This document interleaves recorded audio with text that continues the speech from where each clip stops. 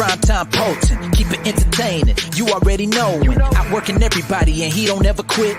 Talking about plenty comics like Graveyard Shift, Sea Dogs, Viking Wolf, U.S. Assassin, doing just what he loves. This is his passion. Bring more value to your dollar. No, I'm not frontin'. That's how just a writer became a moral compass. This is primetime Poulton. This is primetime Poulton. Let's go.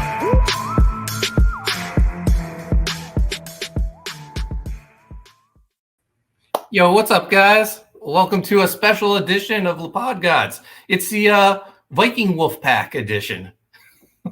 Oh, too sweet me through the screen, brother. Yeah. Boom. There we go. Yeah, man. So we're closing out Viking Wolf. I asked Phil if he'd be available to hop on and talk a little wrestling with me, a little Viking Wolf. This isn't my normal setup. I'm in Michigan. For those that aren't aware, we've been signing Graveyard Shift books. Well, I've been signing Graveyard Shift books the last 3 days, and I finished up around 1 o'clock today. And since then, John Malin and I streamed over at his house on his channel. Ethan Van Sciver joined us. Kenneth Rocafort joined us. Andy Smith. Just a who's who of artists. It was amazing. We got Past Master Dan in the house. He says, is this wrestling? Yeah, we're going to talk some wrestling. We're going to talk some deathmatch wrestling because before I flew out to Michigan, I went to GCW's homecoming event where the king of the deathmatch, Nick Gage, took on always ready Matt Cardona, who is now the new king of the deathmatch. We're going to get into that. But first, Phil, would you like to see like some of the Graveyard Shift books I've been signing? Let's go do it. What up, everybody? Welcome to our special Wolfpack edition of the podcast. I'm super excited. We got Mr. Von Stugel in the house. Why is Phil not talking about Viking Wolf? He will be. Yeah. Maybe even sharing some art. So here we go. This is the collected edition. We took volume 1 and 2, put together in one thicker book, and kept it at the $25 price range that we do with all our books. So for all the new readers, this was their chance to catch up. And we just put the volume 1 and 2 cover, split it in half. I think it looks awesome. And I signed these with a silver pen. They look fantastic. This is the new volume 3, orange edition. And then when you combine all three, you'll have the 2 in the middle, so you can have all 3 colors. Well, so every 2 volumes we're going to do. So I forget what the next color is in our like Andy Warhol-esque covers. But here's the Ethan Van Sciver variant cover. We got a Shane Davis variant cover. An Aaron Alfeche variant cover. But this connects to his supplemental variant cover and forms one image. We got the core Graveyard Shift team with these new characters we're introducing, like Runer and Nightwalker. Past Master Dan says, that ain't cheap. Here's the standard edition of the supplemental book. Now, these are the books my son's most looking forward to. Little Graveyard Shift, which he co-wrote with me. This is the regular cover. This is the back cover. And then this is the variant cover to Little Graveyard Shift. So 9 new books, and the Graveyard Shift Visions book with the Kenneth Rocafort cover isn't in yet, but it will be in soon. It'd be too hot for YouTube. Yeah. Speaking of Kenneth Rocafort, did you see what he surprised me with while I was streaming today? What did he surprise you with, Moral Compass? All right, let me pull this up. He did a little Viking Wolf fan art, if you can believe that. I can believe that. Look at this. That is insanity. I know. So he started this. John and I started streaming, I think, at 3:30, and this is when he started this. And at 6 o'clock, he DM'd me on Twitter and sent me this final piece. This is insane. I love the little note. Congratulations. I know. He's the best. That's downright beautiful. I know. This is insane. I love it. Like when one of the best artists in the world draws your character. You can't beat that. Shout out to Ken Rocafort, who was one of the few blessings in disguise when the New 52 first launched. I did not think I was gonna like anything, and then his art on Teen Titans brought me in, even though I didn't care too much for the characters. It was the art that brought me in, and that Raven design that he did was freaking spectacular. Oh, he's the man. Oh, we got Eddie Winkler in the house. What's up, Eddie? Fellow Wolfpack member. Hold on, let's Too Sweet Eddie. Boom. Too sweet for you, Eddie. Amanda B is in the house. What's up, Amanda? Passmaster Dan wants to know, Viking Wolf plushie coming soon? Oh, that'd be awesome. My first plans for a plushie, I promised my son Chase we would do Sea Dog first. he calls the shots. He's the co-creator of Sea Dogs, so he prefers Sea Dog over all my other books because like he doesn't have any skin in the game for Viking. I was just about to say it's because he's got that skin in the game. Yeah. All right, so let's keep it going. Let's go ahead. Let's keep the Viking Wolf artwork going. Let's see if we can do this. Share screen for me. Boom, boom, okay. Boom. Here we go. So you're ready. So this is a shoot, guys. This is the first time Mark is gonna see the pinup I did for Viking Wolf. All right. Ready? You haven't sent it to me yet. All right, so I'm doing it right now. All right, here it is. Here we go. I'm excited. Here we go. Oh man. That is awesome, Phil. That's fantastic. Thank you. I appreciate it. You're the man. Thank you. Yeah, it was a lot of fun to do. I enjoyed anytime I get to do hair. So drawing hair is my favorite thing to do. So when you asked me about doing the pinup of both characters, and we talked a little bit almost Wolverine Jubilee-ish sort of deal, all I could think about was just having her on his back and just the hair of Viking Wolf just going through her fingers. So I thought that was my main inspiration for the piece. And shout out to my girlfriend Leah who colored it. So pencils and inks by myself and colors by Leah. Amanda B says, "Wait, that's Phil." Yeah, that's Phil's me. An amazing artist. As I realize the more I do podcasts, the more work I get. So I just ended up getting another cover I'll be working on. So more details for that book will come to follow as I make a more formal announcement later. Mr. Von Stugel says Leandro got hot. No, that's not Leandro. That's Sarah, Travis's girlfriend from the book. I love her little beanie is flying in the background. Thank you. That's why, like, I love drawing hands as well. So I figured I want that hat to be flying off. I figured if he's jumping to us, I'm going to let that hat fly in the back. Amanda B says, she says, "Hey, Walt, the Assassin's Guild President Walt is here." But she said, "Are we sure this is Phil's artwork?" It's got my little signature. Let's zoom in on this real quick. Bam, I got my little signature, little tag down the bottom, signed, sealed. There we go. Delivered. It's got to be him, Amanda. He signed it. Exactly. Listen, there are a lot of art pieces out there that I want my name on, but this one is one of those pieces where I want to put my name on it. We got Tentacle Pentacle in the chat. What's up, man? We got Eddie Winkler says he has some work. Wink, wink.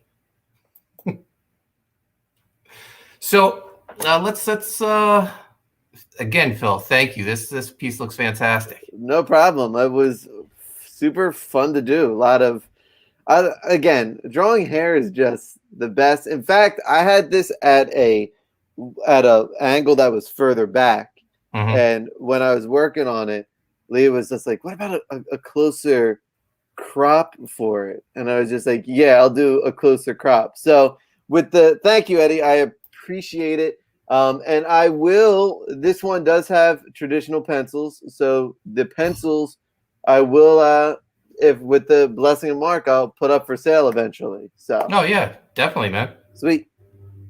Hicks Villain is with us. What's up, man? Look at all the wolf. Hold on. We got another man with a wolf on the profile. Let's give Hicks Villain a little too sweet on the wolf pack edition of Lepa Gods. All right, so let's pull up the Viking Wolf page before we start talking some deathmatch wrestling. And Amanda, I'm sorry, we're not going to be really talking about oily wrestlers. We'll probably be talking about bloody wrestlers. Because go ahead. I do have an oily wrestler of the week though this week. Okay. All right. Here we go. All right. So Eddie wants to auction on the 6th or the 7th. All right. Auction on August 6th and 7th. All right, Eddie, I'll go ahead and do that. We'll do a special thing for it. Probably on the 6th. The 7th is too booked for me. All right. So when we started the day, I think we were at like maybe low 22,000. So John and I, we streamed the entire time I was signing Graveyard Shift today.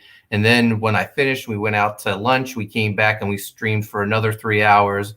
And the book's at $26,651, 409 backers. So we unlocked the $25,000 stretch goal. So everyone's getting a trading card of the Toll Man, our villain now, as well as Espero, who everyone calls Leandro. So yeah, you're going to get 2 more trading cards with your books. Is it too late to change his name to Leandro in the comics? I don't know. Is it too late? I don't want Leandro suing me.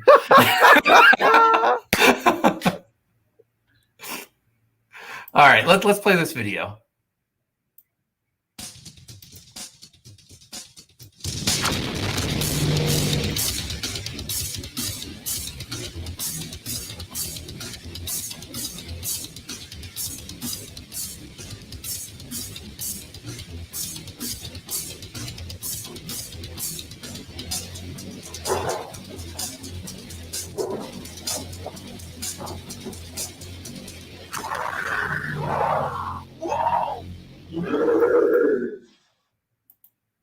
Shout out again to Joe Sontag for that scream at the end. So there's 8 hours left in this campaign.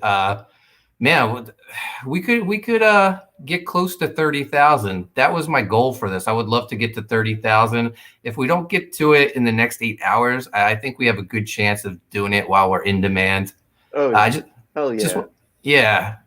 I just want to highlight some of the tiers. We got our featured tier, the fan pack. So you get Matt Dalton's cover, which is right here. Renzo Rodriguez's cover. You'll get Jose Garcia's cover, which is for the black and white edition of the book. And then you'll get the Haunted Pizza yearbook, which is a foil cover. And all these books come signed by me and Matt. And if you had signed up for our mailing list, you could have got this for $75. So you would have saved $25 over the regular price of the fan pack. We have all the regular covers available for $25. The Matt Dalton cover, the Renzo Rodriguez cover, the black and white artist edition with the Jose Garcia cover, as well as the Haunted Pizza yearbook. If you just want that, you can get that for $25. You get Matt and Renzo's covers for $50. The triple threat, all 3 versions of Viking Wolf for $75. And everything comes signed by Matt and I. Matt is local, so it makes things a lot easier. The Viking, what's going on? I'm just laughing at But I'm just laughing because it was so matter of fact. Like, and we do the sign. He's local, so it makes it better as I stream from Michigan in a hotel room. Oh, I'm enjoying my stay in Michigan. I got a hot tub. After I stream, every night I hit the hot tub. I put on something to watch. Usually I just binge watch Impractical Jokers because it's on all the time on True TV. There, yeah. I remember when that show first came on, I was just like, "Hey guys, you gotta watch this show." And now they were like, "What channel? True TV?" And now it's just like it's now just called Impractical TV because it's Yeah. on all the time. Oh, absolutely. So what else do we have? Oh, yeah, the collector's case, which Walt said he got. That comes with all the books we're offering, plus a metal trading card. And I've been adding stuff from my vault of past work. The Coney Waves First Wave trade paperback, the Coney Waves Demon Slayer book, plus the Coney Waves Demon Slayer retailer incentive cover, which is my first published artwork. And then we still have some original artwork left by Matt Dalton. This, as far as I'm concerned, these prices are a steal. You can get a page of original artwork for $300 plus every page comes with the regular edition of the book, the Matt Dalton cover. So we still got page 115, which is my favorite. That's Viking Wolf ripping out of Travis's body. Page 24, which is a great shot of our villain, the Toll Man. And then some double page spreads left, pages 2 and 3, 8 and 9, 20, 21. All of these are Matt Dalton originals. So 8 hours left, guys. I want to thank everyone for their support. We're the top trending comic on Indiegogo right now, Phil. I can believe it. Yeah. Let's see. But if you don't believe me, I'll pull it up and show you. Say I don't believe you, Mark. Say I don't believe you. What? In your face, Phil. Viking Wolf, book 1, top trending book. We're trending higher than She Omnibus right now. Trending higher than Shane Davis's Starlight Cats. In your face, Phil. You didn't believe me. I didn't believe you. Gosh darn it! Don't I look like a spanked ass? So please, guys, if you haven't backed it yet, check out the page. There's lots of great rewards. And if you have backed it, share the link out to people you know. And can we talk about how you're number 1 over Billy Tucci? Right. Billy Tucci, I think there is no man that I've seen promote his work more than Billy Tucci over my entire life. And you're trending number 1 over. So that's a big, huge feat. Yeah, well, I think once our campaign closes, Billy will take back the number 1 spot. Yes, but for now, you get to say that you are the champion. Absolutely. So we're the pod gods. We got to talk some pro wrestling. Look what I got a Target today. Oh wow! You know, I've only seen 2 AEW figures at Walmart since they've came out last year, and that was Cody Rhodes, which I bought when I saw it, and then a Kenny Omega, which I left on the shelf. I'll tell you what. I was at Target today, and I was getting some stuff, packing stuff, and I found so this one guy had my Inner Circle hat on, and the guy goes, "Yo, man, you get those figures?" And I said, "What figures?" And he's like, "You're not here for the AEW figures? They dropped today."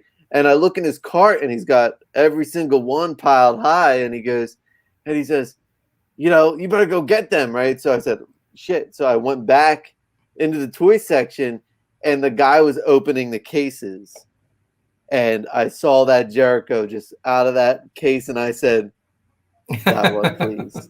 And he's like, "Okay, right." And the guy's like, "You don't want anything else?" I said, "Nope. I'm just here for the Jericho." Walt says Penta is number 1. Well, if it makes you feel any better, the only Penta that I saw there was coming straight from the box, because you could tell that they probably got about 3 boxes in, and all the 2 boxes were just ravaged through. And then when the guy was opening the third box, and I was like, I'll take one of that Jericho, please. Have you seen any of the figures that have been revealed for San Diego Comic-Con? I haven't checked them out yet. Some cool stuff is on the way. Well, first things, Mattel, they offered a San Diego Comic-Con exclusive of Sergeant Slaughter, which sold out in 60 seconds. I missed it, but it looks fantastic. It's the packaging is designed like the old LJN rubber figures, and he's like decked out in his GI Joe gear. So it looks like a huge version of the 3 3/4 inch GI Joe figure. That's awesome. Yeah, but that sold out quick. There's actually, I think today it's available. There's a Jeff Jarrett Hasbro style figure. Jeff Jarrett was one of the unreleased Hasbro figures from back in the 90s. This new company called Heroes and Villains have started a line, and they signed Jeff Jarrett, so they're releasing a version of that never released figure.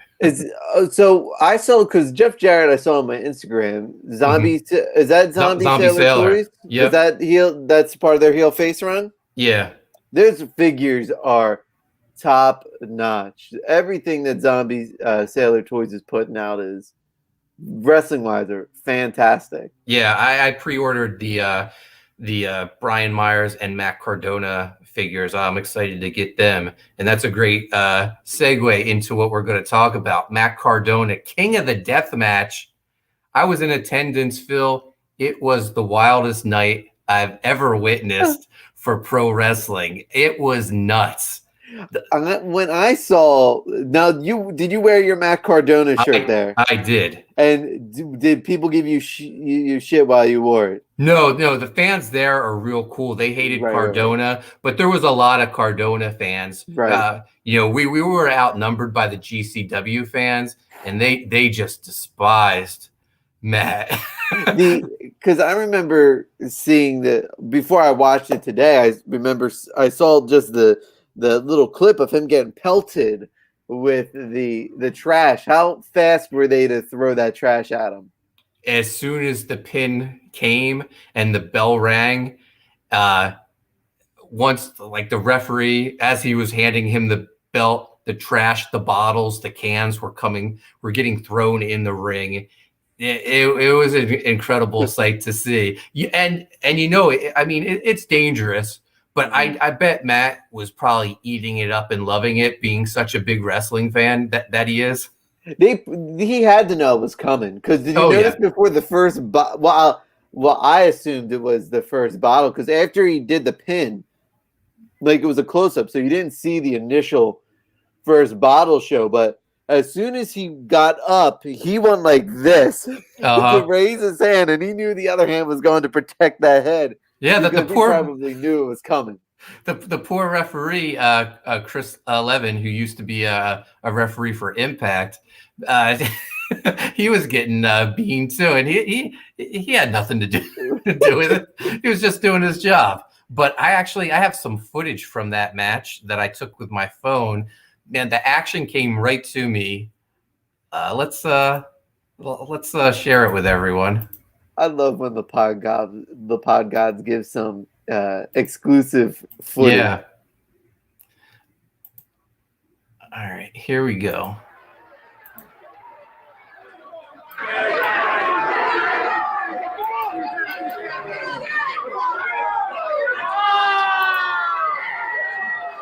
You fuck your shit up and you fuck it up well.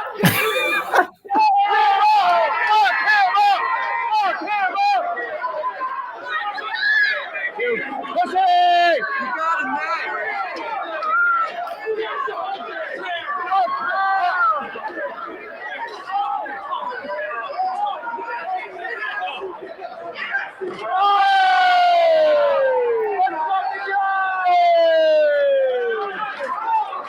You got him right where you want him, Matt.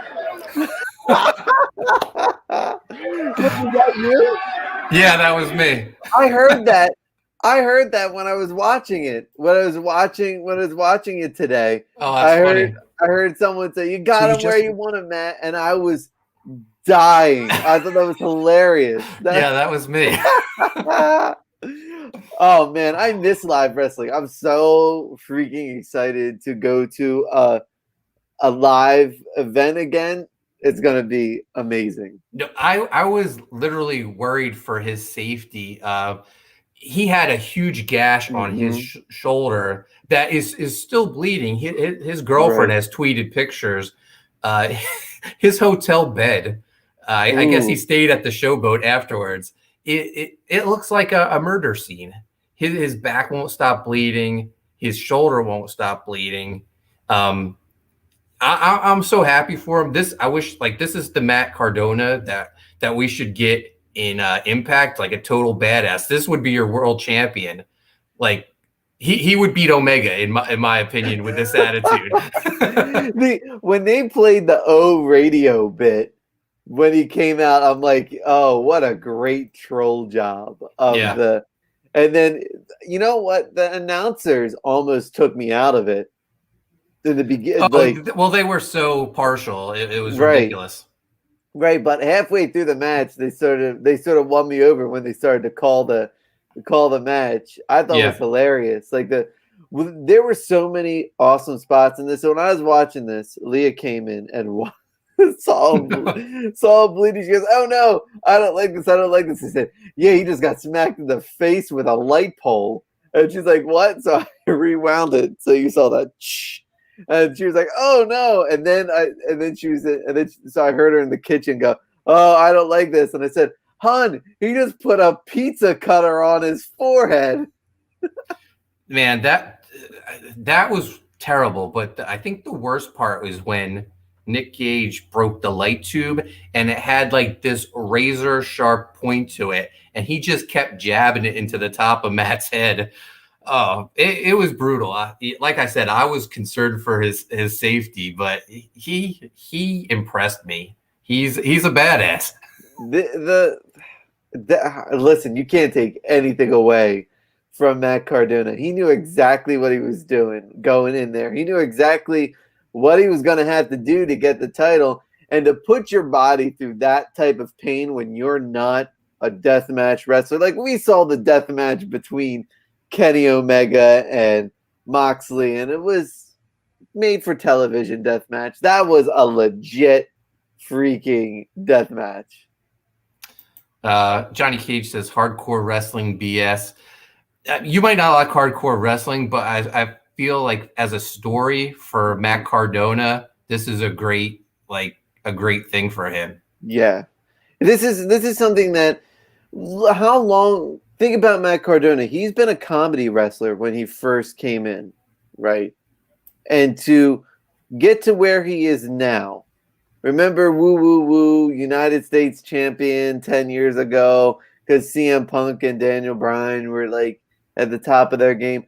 From him to go from comedy guy, internet star, getting a push, then literally pushed off the stage by Kane, and then going to AEW for a little, and then Impact, to end up where he is now, it's pretty damn good. And to know what he has to do for a guy that doesn't do that stuff, that was such a good match, a good story for him. He's the most talked about wrestler in the world right now. Yeah. Well, I mean, almost. I mean, think about it. The three most talked about, two haven't wrestled. One hasn't wrestled in years. One hasn't wrestled in months. Yeah. And one guy has consistently wrestled. So I'm so happy for Matt Cardona. Yeah, no, it was awesome. And Phil, you wouldn't believe the atmosphere there. It was incredible. It's like nothing I've ever witnessed before. I actually have footage of another death match. Maybe we'll watch that later. That was for their ultra violent world championship, and that was nuts because the kid who competed, like he's probably like 20 years probably 25 years younger than me, and to see him put himself through that, the dad in me thought, oh, you don't want to do that, son. Sorry, kid, this is not professional wrestling anymore these days, but honestly, the wrestling world is so big right now, you gotta do something that stands out. I mean, we're not talking Rock and Stone Cold, Macho Man, Hulk Hogan style big, but with so much ways to get your name out there. It may be hardcore wrestling BS, but not a lot of people are doing it to the, I guess, to the extravagance that GCW is doing. Eddie Winkler says to think of the lost opportunity WWE let slip. Yeah. Look at the lost opportunity AEW had. Right. Yeah. You just never know with these guys. You know what I mean? I think it's sort of weird because this is what Matt Cardona needed to use to call a shot. Like Malachi Black, Tommy N, formerly known as Aleister Black, is getting 100% creative with his deal. Daniel Bryan signed with AEW because he's getting 100% creative, even so that he can wrestle in New Japan, right? It looks like CM Punk is signed again with 100% creative. And those are guys that you'd give that to. And unfortunately, it seems like Matt Cardona didn't get that. But with this match, how can you not get 100% creative now?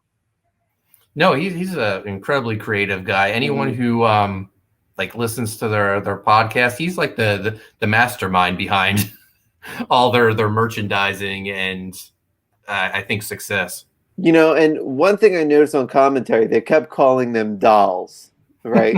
I gotta imagine that Matt Cardona told them to call them dolls during that broadcast, because the one guy slipped and said dolls, and then the one guy tried to cover it and be like, yeah, they're dolls. And I was just like, you could tell that Matt Cardona probably told them, just keep pushing this doll aspect. And it makes you want to go. You can't wait for the podcast about this match now. Like, you want to, even if you're a lapsed fan or you don't even like hardcore wrestling, or you may not even know, like, this was making its rounds all over the internet. Like, it wasn't like from Pro Wrestling Spotlight that was getting on Facebook. It wasn't from Sean Ross Sapp on Twitter. Like, it was legit trending. And these clips were coming from regular people who were just saying, did you see this crazy wrestling shit?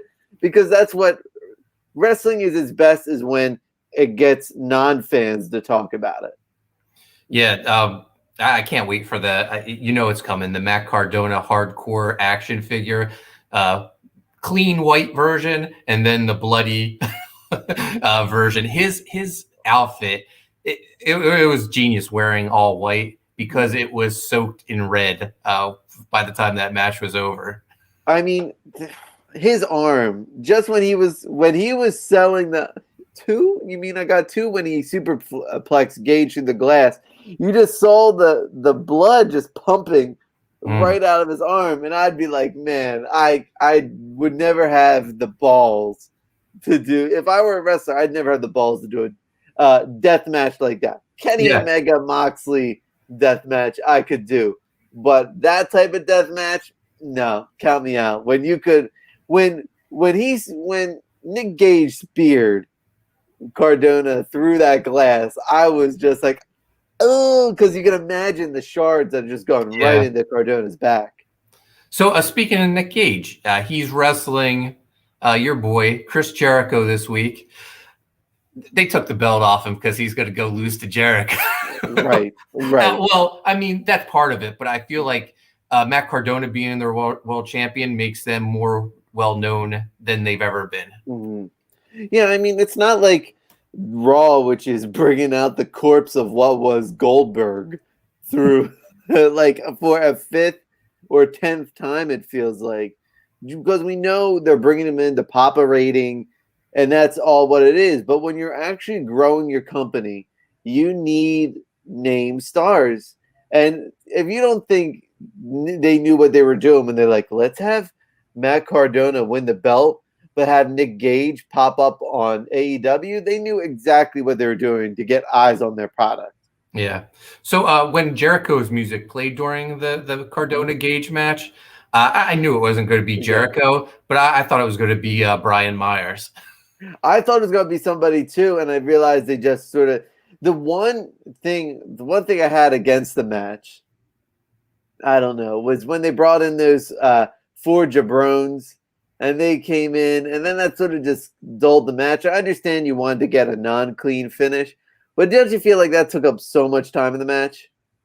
Uh, Not really. I actually liked it, especially when Ricky Shane Page came out at the end. Ricky Shane Page, who just made his AEW debut, I think, on either Dark or Elevation. So I don't know. I think there's a lot of history there between that group engaged that we're probably not that familiar with. But I didn't mind it at all. Splat Guts. He says, Phil, are you going to the con at Harrisburg East Mall, right? I'll likely be there. Yeah, I'm gonna be there, Splat. So go. I'm gonna be there. So go ahead, stop by, say hello, check out everything I got at my table. Be a good time. We'll get to chat it up. When is that convention? That is in, I want to say September. I'm pretty sure it's in September. I can't remember. I had to go check my email, but definitely September. And I'll, as we get closer to the date, I'll start promoting the heck out of it, having a con exclusive print all ready to go. Nice. Hicks Villain says Cardona put out a ton of shirts on Pro Wrestling Tees, including a red shirt like the one he wore. That's awesome. Yeah, no, he's great with his merch. He's always thinking of new merch to put out. I tweeted him today and said, "Hey, what about a limited edition purple pizza cutter that you signed?"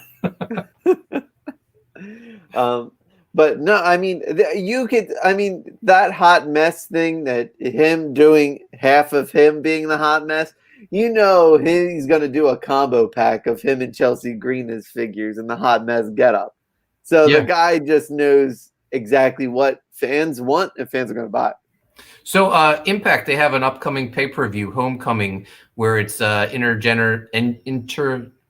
mixed tag team tournament, and he's teaming up with his fiancee Chelsea Green. They've been announcing other teams. I think I can't think of any of the other ones, but I have a feeling they're going to win it. Jordan Grace and Petey Williams. Yeah, the little Petey bump. Impact has been good. Seeing fans in there, just watching the last episode of Impact, seeing fans in there is really good. I'm glad Jake Something's getting a push. Thank goodness. Yeah, I don't have anything prepared to talk about Impact, except that I thought their last episode was the best episode they've had in months. And do you know, well, one, we had Taylor Wilde back. Let's get wild, everybody. And who didn't we have on the show? Two people, Jordan Grace and Rachel Ellery. We need to talk. They're a team now. They have matching gear. Well, did you see that Kiera Hogan left Impact? She did, yeah. Yep. I think from what I heard, they're going to bring someone else in to be Tasha Steele's tag team partner. That sucks. Tasha Steele's first of all, Tasha Steele's is the star of Fire and Flavor. Like she has the personality. Yeah, she was the star. Best wishes to Kiera Hogan wherever she goes. Don't know where she would go. I don't think AEW would have interest. I don't think WWE would have interest. Maybe she pops up on NXT, but I think maybe Hunter's a little upset with how NXT is being viewed right now. She could go to MLW. That she could go to Ring of Honor. I'll probably say she goes to MLW if I had to pick a landing spot for her. Yeah, it'll be interesting to see where she ends up. But so we had Slammiversary, and we weren't sure. We didn't think we'd get a lot of surprises, but I think we got quite a few. And the big one, Jay White, Switchblade. Jay White is, and they continued on Impact this last episode.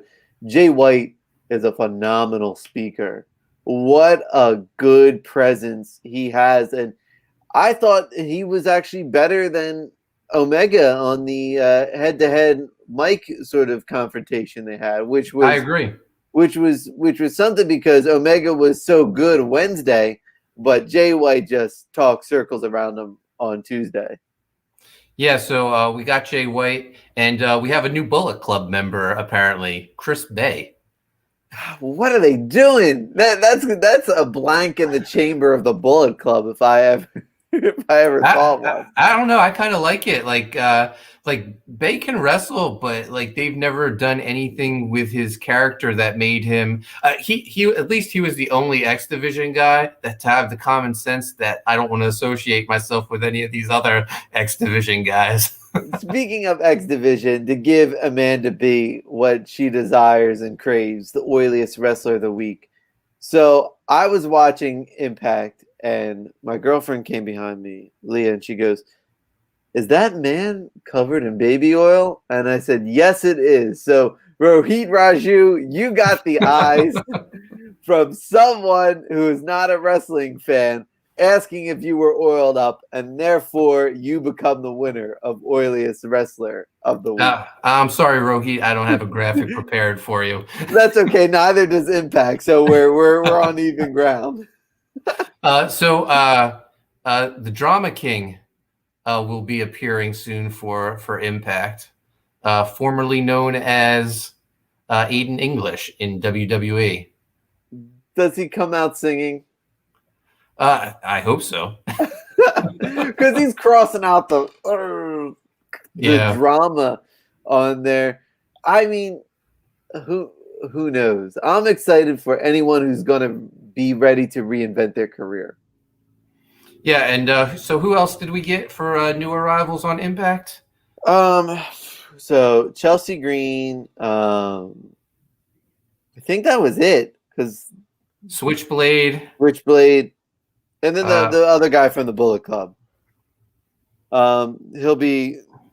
He was in attendance there. They made note of him, but that's really about it. Yeah, Mickey James. Oh, Mickey James, yeah. Right. So taking a look, and that's it. There we go. Yes, still a great not only Slammiversary, but I think even a better follow-up episode. Mm-hmm. And they continued the Eddie Edwards W. Morrissey feud. They brawled in the parking lot this week, and they made Eddie look stronger. So I appreciate that as Eddie's not only a fan but friend.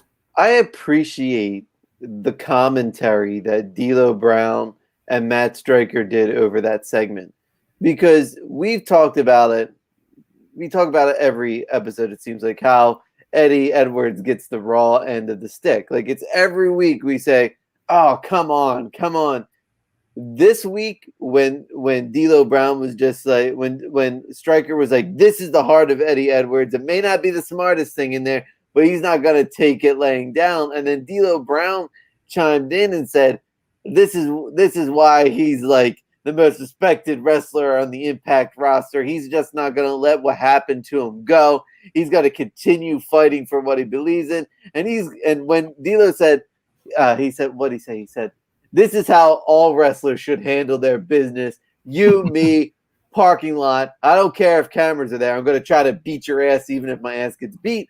And I was just like, D'Lo Brown did such a good job of selling that. Yeah, no, D'Lo Brown he's been on commentary for about a year now. I guess the last Slammiversary is when he debuted. He's been a real surprise to me. He's been fantastic. Right. I mean, I think we saw it with the Wrestlers Court, how he was the judge. It's just amazing. At first he was the prosecutor and then he became the judge. His versatility, you can tell that he is so good at creative. Like I often think about the chest protector back when he was the European champion, and the one time he said that he'd only drop the belt as if the chest protector was ripped off of him, because that's what made sense. And damn it, he lost the title because him and Vince Russo talked about it, and Vince Russo was just like, "I'll give it to D'Lo. He's the one who said I gotta lose the chest protector if I'm losing the belt that makes sense." That is what wrestling needs, and all kudos to D'Lo Brown. Impact has something special in D'Lo, and I love the fact that he's really being who he was, a creative guy and awesome on commentary. Shout out to D'Lo Brown. We're looking at the real deal now. So is there anything else you want to cover? If not, I'll jump back to Viking Wolf. One last thing for wrestling.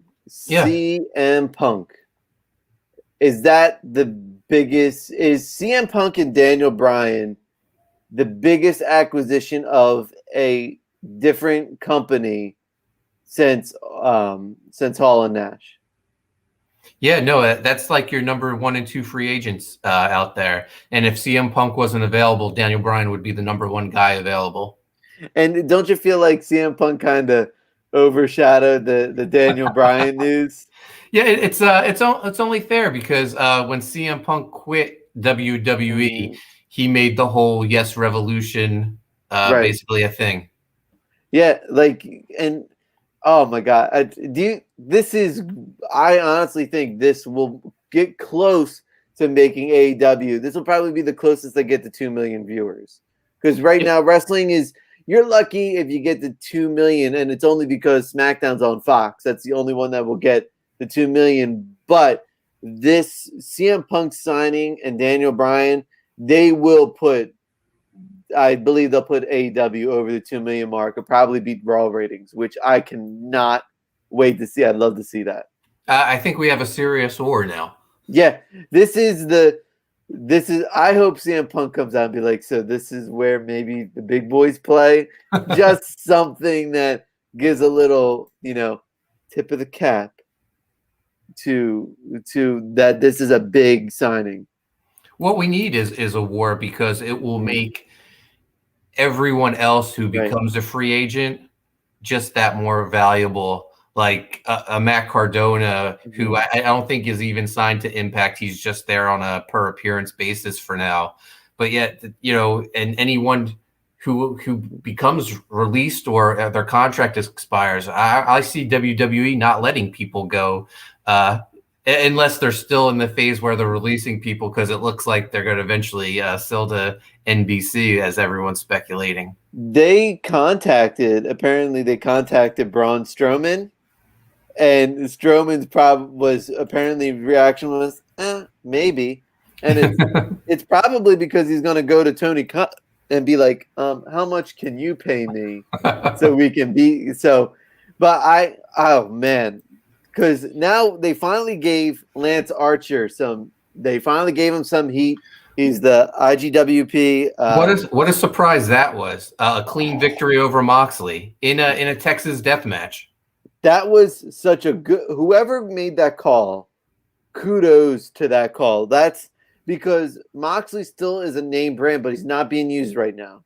Right? Lance Archer, talk about a guy who needed that victory. Whoever said we got to put Lance Archer over was fantastic. Unless he drops it to the New Japan guy he's wrestling next week for the, as he defends the title. Haku-san, yeah. But oh man, that would be something if Lance Archer wrestles and then Braun Strowman comes in, and then you have those two, beefers go at it. Yeah, so much is going on wrestling. We got some wrestling coming up tomorrow night too. AEW, we're going to get Jericho versus Nick Gage. Then we got Impact on Thursday. We're in for some really exciting times. Nice. I am so excited about it. So I'm going to share Viking Wolf. I figure we'll talk Viking Wolf one more time, and then if you want, Phil, if you're up for it, we can watch some of my other footage from GCW. Sounds good. Sounds good to me. And I will also get. Let me go ahead and share that folder with you. I'll share that folder after with you. It has the PDF. It has a Photoshop file. So whatever you need for the pinup, and then we'll share it again before we go on to watching our clips. Sounds good. Leandro says, I agree they need another set of championship hardware to expand the Stars hype for AEW. Yep. All right, so Viking Wolf. The story is about Prince Gunnar Rove Wolf, defender of the Moonshire. He defends his people and his land with this weapon right here, the Blood Hammer. It is powered by the blood of his enemies. The more enemies he kills, the stronger it becomes until it overloads with power, and he just has to release it, which we'll see later on. But that was Matt Dalton's cover. This is Renzo Rodriguez's beautiful cover. I love his rendition of our villain, the Toll Man, back here. Very, I don't know, Mumra, I think, inspired from Thundercats. I think it's the blue skin and the purple cloak. Just Renzo's an amazing talent. Matt Dalton's incredible. I couldn't ask to work with two better artists. Here's some of Renzo's interior work. Look at this beautiful castle, Phil. You know, backgrounds are, I think, the most underrated and underappreciated part of comic books. And I think, really once Todd McFarlane came in and was just like, I'm going to give 80% of myself to that background, I think it changed it. And Renzo looks like he comes from that school where, and even Matt, like, look at the tiles and the bricks on just the background on Matt's piece. And then you can look at the archway on Renzo's piece, and you're just like, they care about the medium. Yeah, no, look at that bookcase in the back with all the scrolls and the books. A lot of detail goes into this. This is double page splash of our sorcerer, Osiris, getting his throat slit. Don't worry, he appears more in the book in flashbacks. But yeah, this is this is just a gory, violent fantasy comic. Lots of horror elements. I had a lot of fun writing this, and even more fun seeing the artwork come in. This is Viking Wolf as he travels to Earth through Travis's body. This is like a different take on the whole werewolf mythos, where a human transforms into a wolf. We sort of have this, but this is a wolf basically ripping through a human's body to get to another world. Just some sick stuff. This whatever this is, intestines. How did you rate that? How did you rate that page? Did you write it like he rips through man intestines everywhere? No, like I just said, he literally rips through Travis's body, tearing him apart. It was Matt who came up with all this, bodily fluid, this smiling dragon-like intestine popping out of his gut. It's awesome. And Matt asked if I could make book 2 even gorier for him. Renzo asked if I could add more sexy ladies to the book. So I'm granting both of their wishes with book 2. Fan favorite character on this page by Renzo. He meets his untimely demise at the hands of the Bloodhammer. As it's overloaded with power, he just turns poor Leandro's doppelganger into Spaghetti Head. I really like this panel here where Viking Wolf is all blacked out, so you just basically get a silhouette, and then you get the Toll Man in the background, just watching everything. Very ominous. The Toll Man design is so fun. Like, I was thinking about, it's funny, once you're working on a piece and you're like, what character from this book would I like to work on? I thought of the Toll Man because I thought, man, what a cool sort of cloak feel, a big Maximum Carnage fan. Like, think about a good cloak feel to a character. It's really good. Walt says, Renzo and Matt are awesome. I couldn't agree more. Leandro says, this is going to look great, oversized. So... look, speaking of the Toll Man, look at this rendition right here by Jose Garcia. Even like a more sinister, evil-looking version right here. Jose's awesome. I didn't discover Jose, but when I first he came to my attention. He won the Graveyard Shift fan art contest, and I soon thereafter hit him up to do a Viking Wolf cover for me. So I just love his rendition. His Viking Wolf is badass too. Another shot of Osiris the Owl, looks fantastic. We got Sarah and Travis, and then this little guy here is Reef, Viking Wolf's sidekick. In the book, there's actually a 5-page Reef origin story that Renzo penciled. So you'll get more backstory on him. I just wanted to give people more information on Viking Wolf's sidekick, because he'll become a bigger part in the story as we continue the series. But in the black and white edition, you'll get to see like how detailed Matt Dalton's artwork is. Just all this little line work, like in this in the axe blade end of the hammer. Just fantastic. All the detail in the fur, in these horned or spiked shoulder blades. Just fantastic work. And then not to be outdone, Renzo. Look at all this detail in this guy's head. Yeah, if you ever wondered what the inside of some creature's head would look like, Renzo. Yeah, Renzo figured it out. So yeah, I'm excited for this. It's one of my best projects. I think the artwork is fantastic. I love the story. I love the characters. I'm really proud of this book, and I'm excited. Eric Weathers sent me a link before we went live that he has done the lettering. So I just have to go through it and check for any edits that need to be done. But we'll be going to the printer soon, and this is going to be exciting. Yeah, I knew when you said printer soon, I was like, all right, I gotta get off my butt and get that pinup done for the book. Because Sean, I love Sean and I when we text and we talk, and then he's just like, oh man, that deadline's coming. I'm like, Andy Kubert once told me something. He said to me, he says, Phil, if it weren't for deadlines, I wouldn't get anything done. So as soon as he said we're going to printer soon, I was like, all right, Mark, expect the pinup done within the next 24 hours. well, maybe you can light a fire under Sean, because he still hasn't turned in his piece. He might be in Viking Wolf book 2. I showed him a preview for my pinup, and I was just like, hey, dude, it's coming. Leandro says, get that case tier, fools. Yeah, let me go over the case. So the collector's case is $150, and that comes with all 4 books we're releasing with this campaign. The Matt Dalton cover, the Renzo Rodriguez cover, the Jose Garcia cover to the black and white edition of the book, plus the Haunted Pizza Yearbook, which is a foil cover, standard comic book size. All the Viking Wolf books are oversized. They're going to be 11 1/4 by... Originally, I said 8.5 by 11, but 11 1/4 by 7 1/4.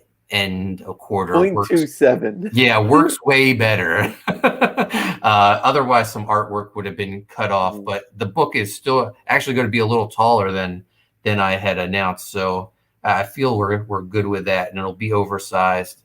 But the Haunted Pizza Yearbook will be standard size, foil cover. And it'll have bios of all the creators I'm working with, plus some awesome artwork that a lot of it you haven't seen before. And this is the first appearance of Gun Goth, a new book I'm going to be doing with Dexter Weeks and Mark Yoon. That I know Mark has been asking me all the time, when's he going to have a script? So I have to get on that. The script is written; it's all in my head, though, Phil.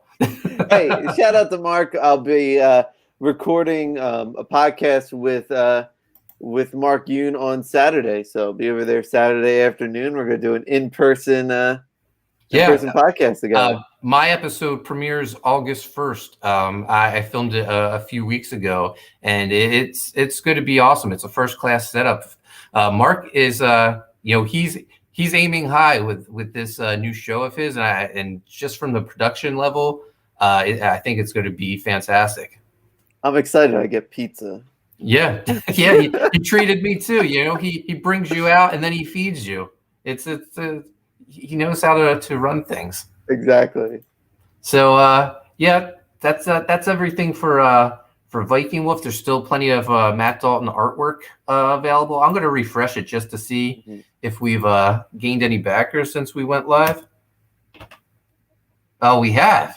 We are at 26,884, 414 backers. I think we gained 5 since we've been live, and there's 7 hours left in the campaign. That's right. I'd like to think that part of my print, my pinup, was put in that. I'm like, kidding. Yeah. Let's share that print. You know what? Let's save your print for last. Let's watch a All right, little. cool. Let's go do it. Yeah. All right. I'm gonna share. I have to actually find my channel first and find this video. So this is going to be Drew Parker versus Alex Colin for the GCW. The GCW Ultraviolent Championship. Now, just the belt being called the Ultraviolent Championship, you know what you're going to be in for. Did you watch this match, Phil, or did you just go to the Cardona match? I went to the Cardona match because I knew I was running short on time. I was like, all right, I need to fit in the rest of Fighter Fest in just in case we talk about it. Plus, I've been avoiding spoilers the whole time for Fighter Fest night too because I like to go into my wrestling not knowing the outcome. Right. All right. So I'm gonna share this this match. This was pretty incredible. I don't think it was as good as the Cardona Nick Gage match, but that had so much story to it. These were two guys I had no clue who they were, but I was impressed with both of them. Just how tough they were. So here we go. Oh, we can skip the little primetime Poulton intro. Everyone knows who I am and where they're at. All right, here we go. Here we go. Ooh.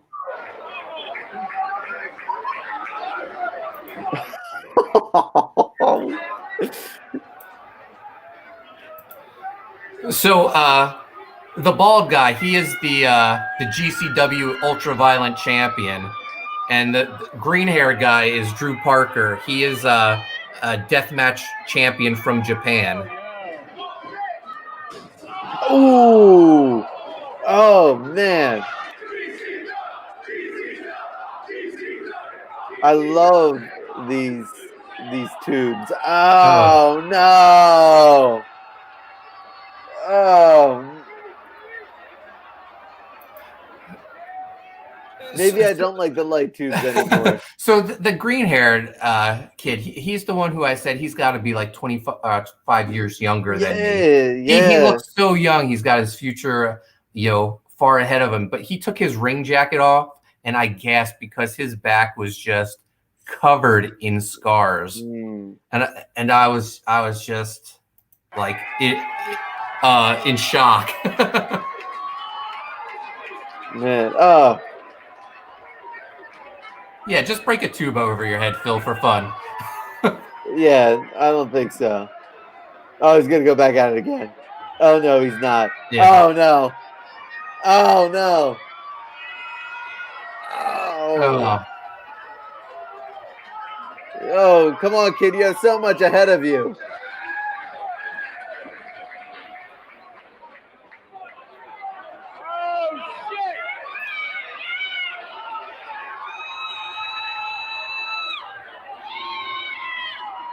He's doing a little coast to coast with a light tube in the guy's face. Yep. Oh. I mean, you can't see it, but you can hear the explosion. Yes.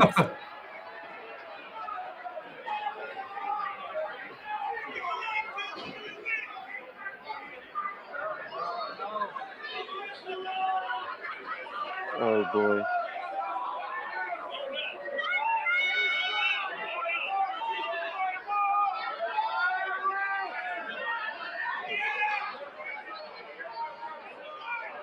Oh my god. Oh! Oh! Look at that explosion, Phil. Oh my goodness. I love it. I'm sorry. It's I know it's hardcore wrestling BS, as Johnny Cage says, but that's why I watch it. It's a car crash. I mean, you can't look away. But the guys in the front row, they must be regulars. They came prepared. They had their goggles, protective eyewear. They put them on. They actually warned the fans, like, if you were worried about your safety, to move out of the front row. Man, I no kidding. Yeah, like, you don't want to breathe this stuff in. Oh my god, this will kill you eventually. Oh yeah, it will. Oh my god. Like that guy said, oh my god. Oh, that was supposed to break. Yeah.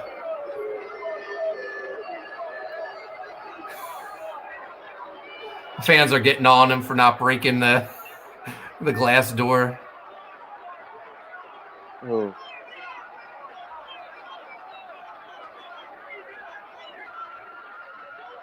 There we go. Oh. Oh.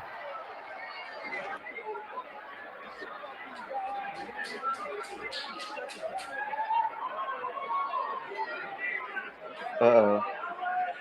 Let me guess. There's some more glass on the outside of the ring. No, I don't think so. All I can't right. remember. It was hard to see from my vantage point. I just feel like an explosion of glass is about to happen. Oh, there probably was something there. But you know what's worse than glass, Phil? What? The hardest part of the ring, the corner. No, not the hardest. Oh, here we go. Oh, not the hardest part of the ring. A Death Valley driver right on it. So this is like a window, I guess, like double-sided glass with 2x4s as the frame. Now, do you find that that you were more comfortable watching it in person than you were on the screen? Because I feel more comfortable watching this right now, right, than I did the match that on the production version. You know what I mean? Right. No, being there, I was I'm a dad. Right. This green hair. I was like, green hair, why are you doing this? You're a good-looking kid. You shouldn't be. I'm hoping he just does this to get a name for himself, and then he gets Right. out of the hardcore business, the deathmatch Right. business. Right. But I worry about him. His name's Drew Parker, right? Yes. Drew Parker, we are going to officially follow you on the pod guides. We will see. We need to get this guy signed to AEW or WWE so he can give this up. Yes. Let's get him signed so he can. He's younger. He is 10 years younger than me, Mark. Oh, He's wow. 10 years younger than me. This Spry kid is 23 years old. Jeez. Just a kid. Did you hear that? Don't F it up this time. That's my friend Sean, who I went with.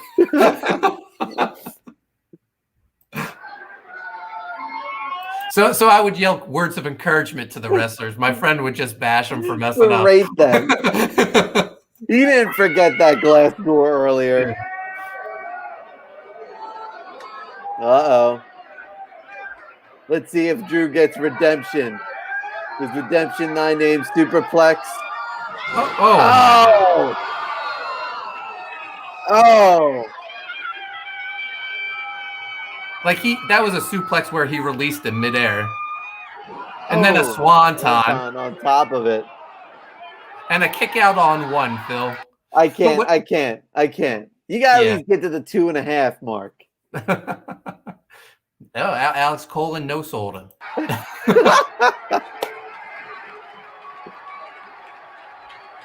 I guess he's gonna have some troubles with his colon later.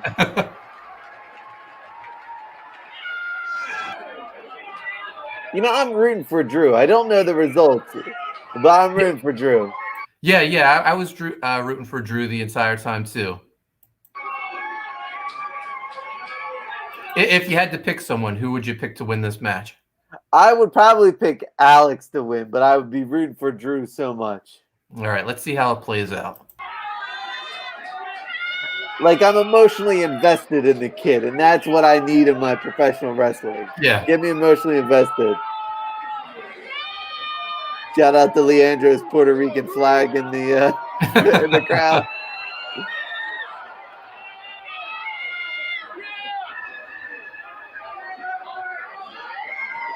Oh man.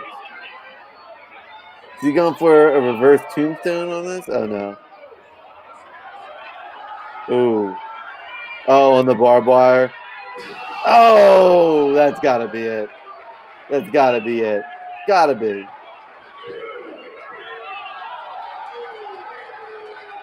Now I know for sure Drew's not winning. You don't kick out of that. Another swanton. Through some crap. Oh, man, no. Choke him out, Drew. He's not going to be pinned. You got to make this guy pass out. So that's it. He ends up choking out Alex Cologne right there. Nice. Good job, Drew. Yeah, Drew Parker. Drew Parker gets the victory. And right after that match, they went to intermission. He comes out to the merch table covered in blood with his 2 championship belts and signs autographs and takes pictures for like an hour. What a dude. What a dude. Yeah. And the women there, they were lining up to get their picture taken with this kid. They love him. I think he's gonna have a different gimmick after this. He's gonna be the something Slayer. Probably. Drew, I worry about you. Get away from this deathmatch business. You're a good-looking kid. I think you could make like a regular, you could be like I don't know, maybe not an Alex Wright, but he can definitely be an Ace Austin. Yeah, there you go. Hicks Villain says, "World needs ditch diggers too."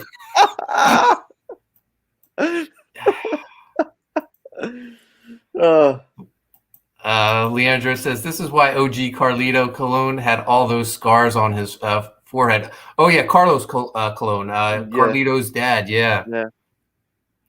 Hicksville and Alex Colon will kick out at one at his own funeral. Yeah, that guy was double tough. So after he'll be like Tom Petty. He won't die right away. He'll stand at the gates of hell and say he won't back down. So after the match, Drew Parker, he took the mic and he said, it's only fair. He came from Japan to face Alex. It's only fair Alex comes to Japan and faces him in a rematch. So they're going to get a rematch.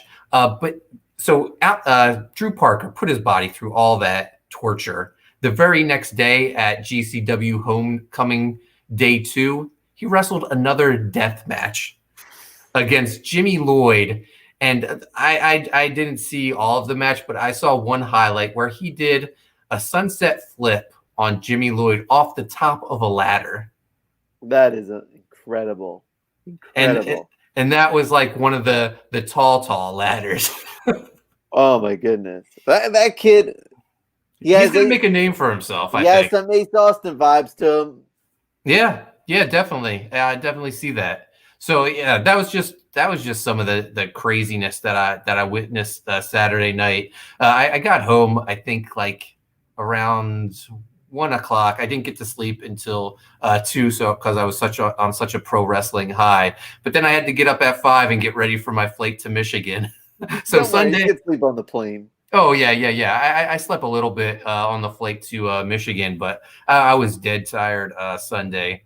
But yeah, it was a great night. I'm looking forward. I can't wait for. I hope GCW comes back to Atlantic City with Cardona still as champion. That'd be incredible. Yeah, I'm looking forward to it, and I have a feeling the tickets are going to be even harder to get this time around when he comes back. Oh hell yeah! So we've been going for like an hour and 15 minutes. We're going to wrap this up. I want to share Phil's Viking Wolf piece again. This will be in the book if you've backed it. This is fantastic. And Phil, you've sent me the black and white piece too, because it'll be in the black and white edition of the book as well. I will. I'll get on that and I'll send you the black and white version as well. Awesome. Yeah. This is fantastic. Phil, can you go in bigger to some of the details in this? Yeah. So let me go in. So we'll go into Sarah's face here. So made sure, as I love drawing, what was formerly a weakness of mine, which was female characters. I remember my first editor told me like, "Oh, your female characters, come on, man!" Right? And ever since then, it's sort of become my strength. So as soon as you said I got to draw her, I was like, hell yeah, I will put up with a little beautiful woman in there. I wanted to give her some flow to her hair. You know who I'm getting some vibes of from your version of Sarah? Dude. Puppy girl Jenna. You know, she was, I will say, she was on my mind. There you have it. Um, That's inside. That's behind the scenes Viking Wolf talk for you guys. We'll go in a little bit further of Viking Wolf's face. Got a lot of. I wanted to give him. You know, I always like to take my own spin on certain characters. So I wanted to keep his look, you know, as true as possible. But I wanted to get that snout a little bit more predominant. A little bit of a nice little focus on the snout there. So I really enjoyed and getting more of those triangle eyes that I love so much. You know, I think it's one of the things I've always picked up from Jim Lee and Rob Liefeld was that anytime you want a character, you know, Rob's Wolverine always had the triangle eyes. Jim's Batman always has the triangle eyes. And I felt like if one character I was going to draw was going to deserve the triangle eye treatment, it would be our boy Viking Wolf. Had a little bit of detail there in the knee pad, which is always fun. Again, I'll go in a little bit of background, a little detail. That background. I love the spikes on and the armor on his shoulder pad.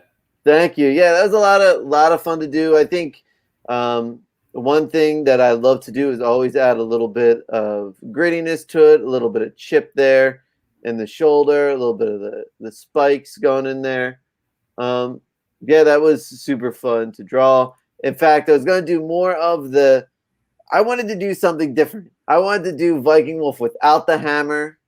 I just thought it would be cool especially if we're going to put Sarah on there. I didn't want to put too much to take away the focus from her. We'll go a little zoom in on that. Sort of that hand there. I love it. So go through more with the fur because I love drawing that hair. I wanted to give her some of those boots, the shirt.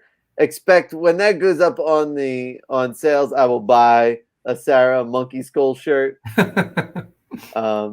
But yeah, I wanted to get zoom in on a little bit of that hat going by the wayside. This is great, and I love the coloring on it. Oh, fantastic job. Yeah, Leah does Leah Uniac, you can follow her on Leah Works on Paper. I'll plug her Instagram handle. But she's sort of she's same person who did the coloring on my Type 1 cover for Sean. So I finally have a colorist who can actually not hide my lines and actually pump them up a bit. And I thought was cool was the fact that with this moon, right, some of that moon effect actually came into the line work of her hair, sort of add that glow, and even the tips of Viking Wolf's fur going in and about. So got the freckles on the arm. Fantastic work. Yeah, this is great, guys. You know, guys, if you want this piece, it'll be in the Viking Wolf in both versions, black and white too. So. And then if we podcast on the 6th, I will put it up for auction. We'll do a podcast, put up the original pencils up for auction on the 6th if we want to do that. We'll figure it out. Nice. That was Eddie's request on those days. I can't do the 7th. I got a bunch of stuff doing on the 7th, but if we can fit one in on the 6th, we'll definitely go ahead and do that. But awesome, man. Yeah, it was totally so much fun to work on. So much fun to work on. I mean, I think it just sets the tone. I think a lot of the times the characters have to set the tone for the background. And I think what's so cool about this is I don't know if I'm the only one who does Sarah in a pinup for the book, but if so, I was glad to be the one that you reached out to do it because she's a lot of fun to draw. Sweet. Yeah. No, it turned out fantastic. Thanks so much, man. No problem. Thank you for always considering me, dude. Yeah. So let's just check the page one last time before we sign off for the night. And I'm sure I'll probably still be online promoting Viking Wolf until the campaign ends at 3 a.m. Eastern time tonight. All right, so last time we checked, we were at 26,884. Let's see when we refresh. 26,944. We're so close to 27,000, man. Oh, we're gonna hit 27,000 by the end of tonight. I believe Viking was gonna hit 27K tonight, and it's definitely hitting 30K before it's over. Yes, I want to thank everyone. Today has been fantastic. First, I want to thank John Malin for live streaming with me practically all day. We started at 9:30 this morning, and we streamed until about 1:30. We went and had lunch, and then we came back and we live streamed again for another 3 hours. And we had like Andy Smith, Shane Davis, Ethan Van Sciver, Patrick Thomas Parnell, Dan Fraga, Matt Yackey, Kenneth Rocafort join us, like a murderer's row of great creators. So thanks to all those guys. And Phil, thanks for joining me tonight. I'm glad we were able to get in some, not only some wrestling talk, but, we got to share your Viking Wolf piece. Hey, this has been fun. I didn't want to say it at the time, but shout out to all the viewers of the Pod Gods. Shout out to going in the chat, asking for the Pod Gods on shows that I'm not even doing, which is funny. It was on the co-host show and during Best Friend shows, and both of them had shout outs to the Pod Gods, which was pretty hysterical. So I'm just glad I got to debut the piece on our stream, and I think that's been the most fun part about it. Leandro's been going through withdrawal. He's been wanting a La Pod Gods episode more than anyone.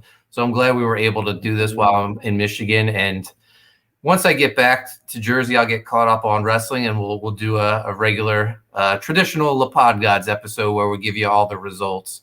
But thanks to everyone: Leandro, Amanda B, Hicks Villain, Johnny Cage, even though he doesn't like deathmatch wrestling, Splat Guts, Eddie Winkler. I think that was everyone. Oh, Assassin's Guild President Walt and Mr. Von Stubel. Yeah. Thank you, everyone, and thank you for all the support on Viking Wolf. And if you haven't backed it yet, please consider so. And if you have, please share it with a friend, retweet it on your timeline. Thanks, guys.